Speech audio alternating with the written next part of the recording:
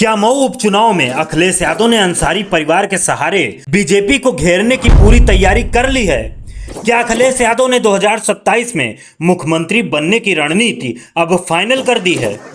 उत्तर प्रदेश की राजनीति में अखिलेश यादव अब किसी भी मौके को हल्के में नहीं ले रहे।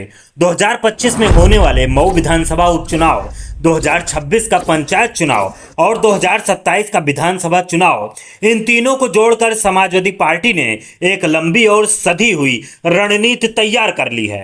2024 के लोकसभा चुनाव में सपा कांग्रेस गठबंधन की ऐतिहासिक सफलता, सपा 37 सीटें और कांग्रेस 6 सीटें ने अखिलेश को बीजेपी के खिलाफ मजबूती से खड़ा कर दिया है। यही वजह है कि अखिलेश यादव अब मऊ उपचुनाव को 2027 की तैयारी की पहली सीढ़ी मान रहे हैं।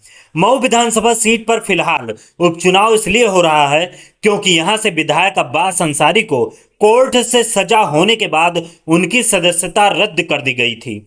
अब्बास अंसारी सुहेलदेव भारतीय समाज पार्टी के टिकट पर चुनाव जीते थे, लेकिन वे अखिलेश यादव के नेतृत्व वाले सपा गठबंधन का हिस्सा थे। अब यह सीट खाली है और राजनीतिक तौर पर बेहद अहम मानी जा रही है। सूत्रों के मुताबिक समाजवादी पार्टी यहां से अफजाल अंसारी के परिवार को मैदान में उतार सकती है। अब्बास अंसारी के भाई या फिर अफजाल अंसारी की बेटी नुसरत अंसारी को टिकट दिया जा सकता है।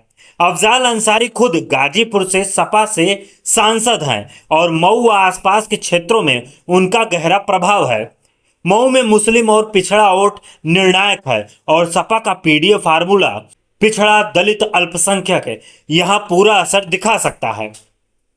इस उपचुनाव में सपा किसी भी दल से गठबंधन नहीं करेगी। कांग्रेस के साथ इंडिया गठबंधन बरकरार रहेगा।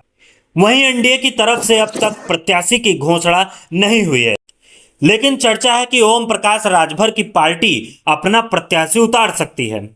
ओम प्रकाश राजभर ने कुछ दिन पहले मऊ में कार्यकर्ताओं की दावत रखी थी, जिससे साफ संकेत मिलता है कि वे सीट पर अपनी दावेदारी ठोक सकते हैं। इसके अलावा स्वामी प्रसाद मौर्य का तीसरा मोर्चा भी यहां से कोई प्रत्याशी उतार सकता है, जिससे मुकाबला और दिलचस्प हो जाएगा। प्रचार के लिहाज से सपा पूरी ताकत झोंकने जा रही है। डिंपल यादव और इकरा हसन जैसे सांसदों को प्रचार की कमान सौंपी जाएगी। डिंपल यादव महिलाओं और युवाओं को जोड़ेंगे, जबकि इकरा हसन का प्रभाव मुस्लिम और पश्चिम यूपी के वोटरों पर गहराई से असर डालेगा। इसके बाद 2026 का पंचायत चुनाव सपा के लिए गांव-गांव में संगठन खड़ा करने का सबसे बड़ा मौका होगा।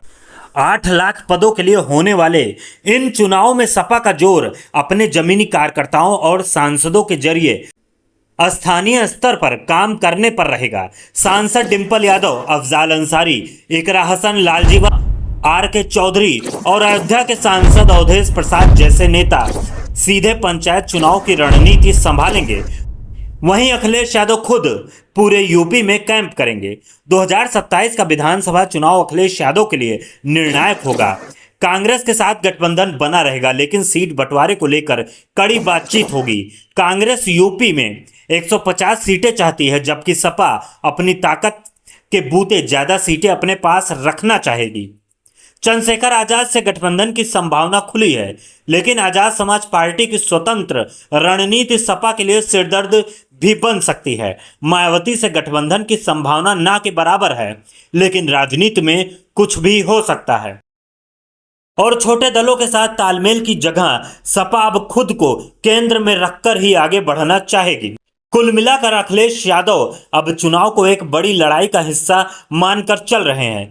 मऊ उपचुनाव से पंचायत चुनाव और फिर विधानसभा चुनाव तक उनका एक ही मिशन है, बीजेपी को हराना और सत्ता में वापसी करना। लेकिन सवाल यही है, क्या छोटे दलों का बिखराव और बीजेपी की चालबाज रणनीति अखिलेश की इस बिसात को रोक पाएगी, या फिर यूपी की सियासत में एक बार फिर अखिलेश यादव का बड़ा नाम बनकर उभरेगा?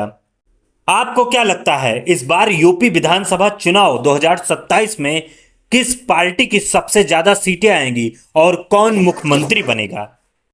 अगर आपको यह वीडियो पसंद आया हो तो शेयर करें, लाइक करें और कमेंट करना ना भूलें। धन्यवाद। आप देख रहे हैं socialist R K. Chaudhary YouTube channel.